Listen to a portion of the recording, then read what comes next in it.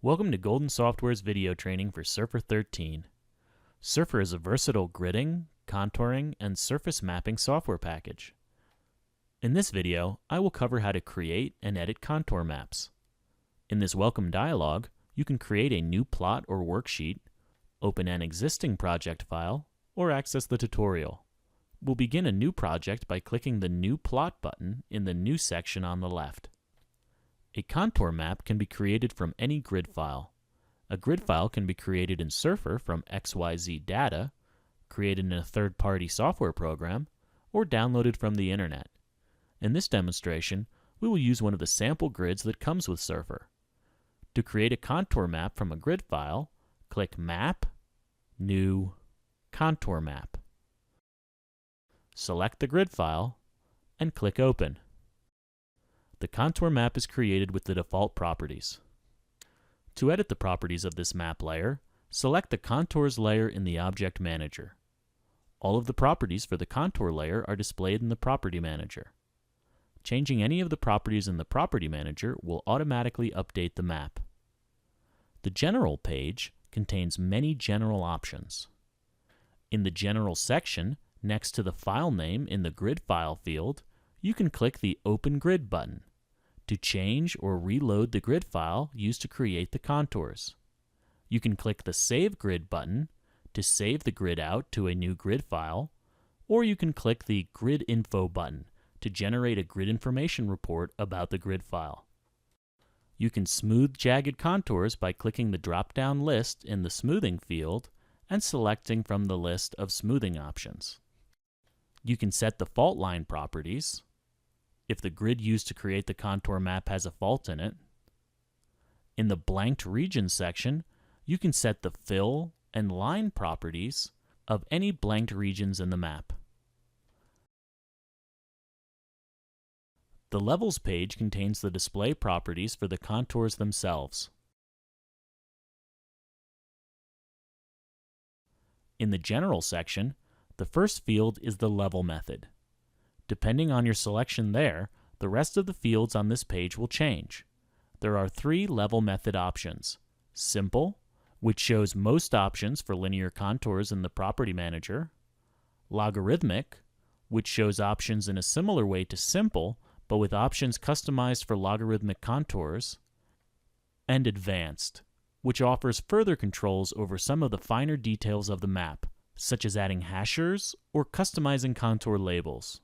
We'll go ahead and leave the level method set to Simple. The next three fields in the General section define how many contour lines will be drawn and what values they will represent. The minimum and maximum Z values from the grid file, displayed in the Data Range section at the very top of the page, help you determine a good range for your contour values. You can set the minimum contour, maximum contour, and contour interval to whatever you like by typing new values into the field. And you can change these back to the default values by clicking the Reset Levels button. Surfer allows you to differentiate between major and minor contour lines with the Major Contour Every field. If you don't want different major and minor contour lines, you can set this to 1. Otherwise, you can set this to any value. To specify that every fourth contour is a major contour, we will set this to 4. In the Filled Contours section, you can check the box next to Fill Contours to fill the spaces between the contours with color. The color that the spaces are filled with is determined by the color map, specified in the Fill Colors field.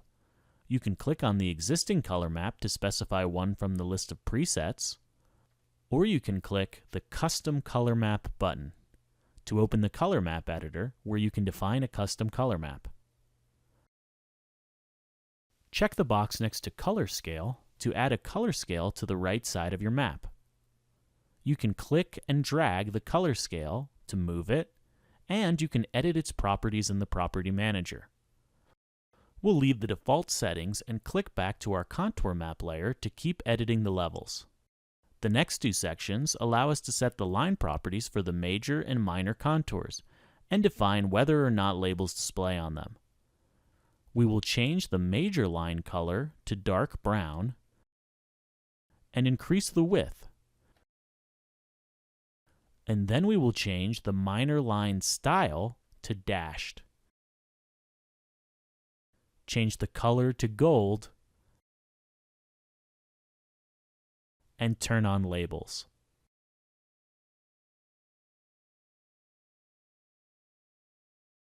The Labels section contains font and format properties for all of the labels, as well as a checkbox defining label orientation. Changes made here apply to both major and minor contour labels. As an example, we'll set the font color to blue and decrease the size a bit.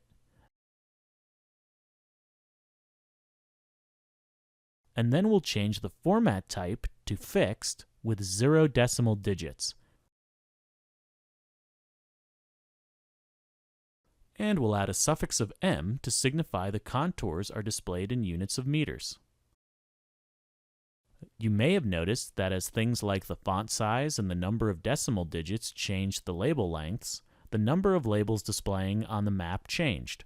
This is due to the tolerance settings for the labels.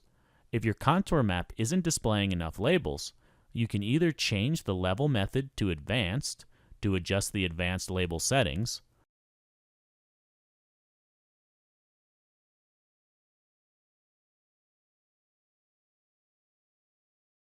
or you can move the labels to a smoother portion of the contour line. To move the contour line labels, click Map, Edit Contour Labels, or right-click on the map and click Edit Contour Labels.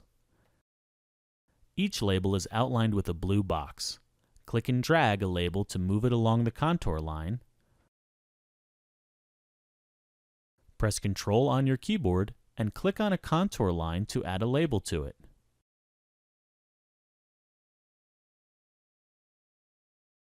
And press the Delete key on your keyboard to delete the selected label. Press Escape on your keyboard when you're done to exit the label editing mode. The Layer page is where you control the opacity of the entire contour map layer. We can adjust the opacity percentage by using the slider bar, or by clicking on the number itself and typing a new value.